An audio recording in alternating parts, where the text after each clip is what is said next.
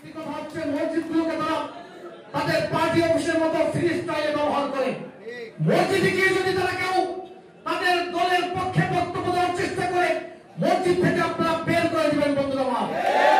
গত 16 বছর যারা আওয়ামী ফ্যাসিবাদের সাথে একাকার হয়ে রাজনীতি করেছে, সেই রাজনৈতিক দল তারা ইতিমধ্যেই সোশ্যাল মিডিয়ায় বিএনপির বিরুদ্ধে ব্যাপকভাবে প্রপাগান্ডা ছড়াচ্ছে। আপনারা জানেন, তারা মনে করে আওয়ামী লীগ একটি পলায়নপর দল, আর বিএনপির জনপ্রিয়তাকে যদি ধ্বংস করে দেওয়া যায় তাহলে তারা ক্ষমতায় চলে আসবে।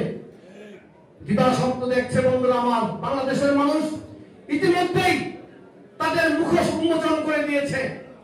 ঘরে ঘরে গিয়ে মা বোনদেরকে বিভ্রান্ত করে আপনারা মা বোনদেরকে বলবেন, অপরিচিত কোন মহিলা যাতে কারো বাড়িতে গিয়ে কোন মা বোনদেরকে বিভ্রান্ত করতে না পারে, এর জন্য মহিলাদেরকে গলে ঢুকতে দেবেন না আপনারা বন্ধুরা আমার। আরেকটি কথা হচ্ছে মসজিদগুলোকে তারা তাদের পার্টি অফিসের মতো ফ্রি স্টাইলে ব্যবহার করে।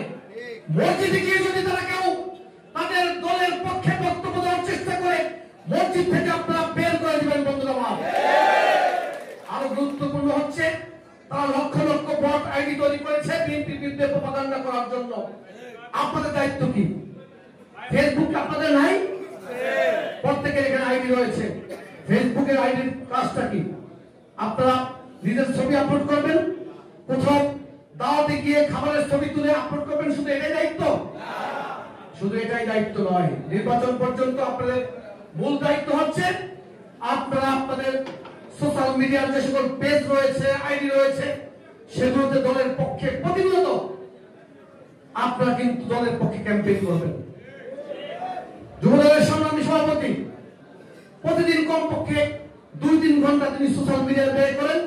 আপনার তার পেজ এবং আইডি থেকে দেখবেন প্রতিদিন কি পরিমাণ পোস্ট দলের পক্ষে তিনি শেয়ার করেন এবং নিজে পোস্ট সবসময় আপলোড করেন। আপনাদের এখানে প্রত্যেক দায়িত্বশীল নেতা, এখানে কিন্তু কোনো কর্মী নেই। আপনার যুবদল কোনো কর্মীরা করে না। যুবদল হচ্ছে নেতাদের সংগঠন। ছাত্র করেন, নেতা হয়ে তারপরে যুবদল করতে এসেছেন আপনারা। আপনারা যদি সোশ্যাল মিডিয়া দায়িত্ব পালন না করেন, উদাসীন আচরণ করেন, এই সুযোগটা যদি ওই ষড়যন্ত্রকারীরা গ্রহণ করে, তাহলে আমাদের ঝুঁকি কি রয়েছে না? আমরা বিএনপিকে কি ঝুঁকিতে ফেলতে চাই? যদি ঝুঁকিতে ফেলতে না চাই, তাহলে আজকে থেকে শহীদ রাষ্ট্রপতি জিয়াউর রহমান সাহেব থেকে আরম্ভ করে দেশনেত্রী বেগম খালেদা জিয়া, তারেক রহমান, প্রত্যেকের কিন্তু বিভিন্ন রকমের নেগেটিভ রয়েছে পার্টির জন্য, দেশের জন্য। এগুলো আপনারা নিজেরা সরাসরি পোস্ট করবেন কিংবা শেয়ার করবেন, কমেন্ট করবেন, প্রয়োজনে নিজেরা পোস্ট তৈরি করবেন, লিখবেন।